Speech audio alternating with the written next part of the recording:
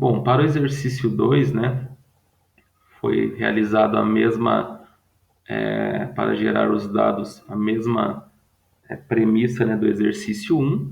Essa aqui é a tabela de dados entregues pelo professor, né, através da inserção dos meus dados de matrícula, ele deu esses valores, né, para a base de dados do trabalho. Bom, montei aqui a tabela de probabilidade, né, fiz a mesma correlação, né, referente ali, fiz os filtros, o que eu tinha de risco alto, dividi pelo total, né, o médio também, o que eu tinha de risco médio e dividi pelo total, e o baixo também.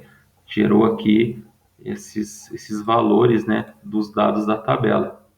Bom, fiz o filtro aqui referente ao pagamento da última prestação, né, se pagou ou não, e daí fiz referenciando com alto, médio e baixo, né? Onde deu aqui essas probabilidades.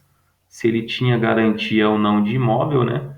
Fiz os filtros, né? De acordo com alto, média e baixo também, onde deu também essas probabilidades. A situação, né? Foi dividida entre solteiro, casado, divorciado e viúvo. Também fazendo o filtro, né? Dos montantes, dividindo pelo total, né? Alto, médio e baixo. A faixa de salário eu dividi em três valores, né, para dar para mim ter, para eu ter ali uma maior assertividade na minha base de dados. Eu tinha feito somente duas, então eu vi que não deu alguns erros, achei meio errôneo ali os valores que foram gerados. Então eu abri em mais faixas para ter uma maior assertividade, né, nas minhas simulações. E quantidade de filhos, né? Até dois, de 0 a 2, né? E acima de 2 filhos.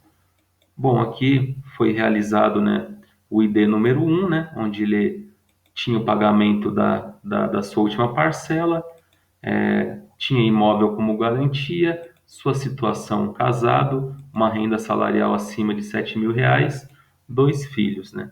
Então daí aqui eu fui puxando os dados de acordo com a faixa que ele era classificado, onde me apresentou essa probabilidade alta, né? Ele tinha um risco alto de financiamento.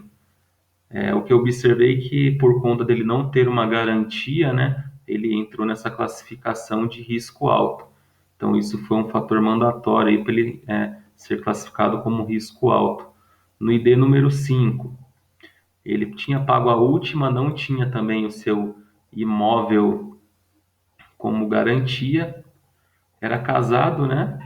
Uma renda ali entre R$ 4.000 a R$ 7.000 e tinha 2 filhos. Então, fazendo toda a análise de probabilidade, né, ele tinha um risco baixo.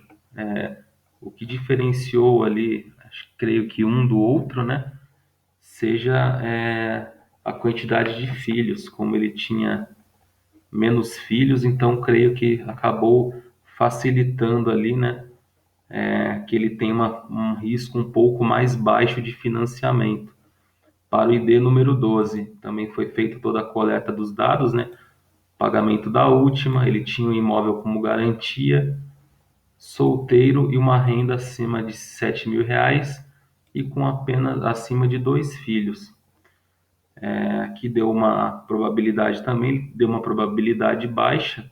Aqui ele teve uma probabilidade baixa por conta de que, como ele tem uma renda alta, né? E então isso, tendo uma renda alta e tendo um imóvel como garantia, acabou aqui deixando ele com uma classificação baixa, um risco baixo de financiamento, né? Para o ID número 2, fiz só para peguei um outro solteiro, né? Só que com uma renda menor. Então, o solteiro com uma renda menor, mesmo tendo um imóvel como garantia, ele deu uma classificação alta. E o último, né, o ID13, eu peguei um viúvo para fazer uma análise diferente, né?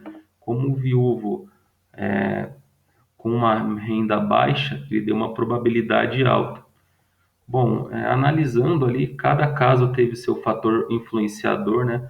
Mas o principal que eu vi nessa parte, nesses dados, foram que se ele tem uma renda baixa e não tem garantias, a probabilidade é alta.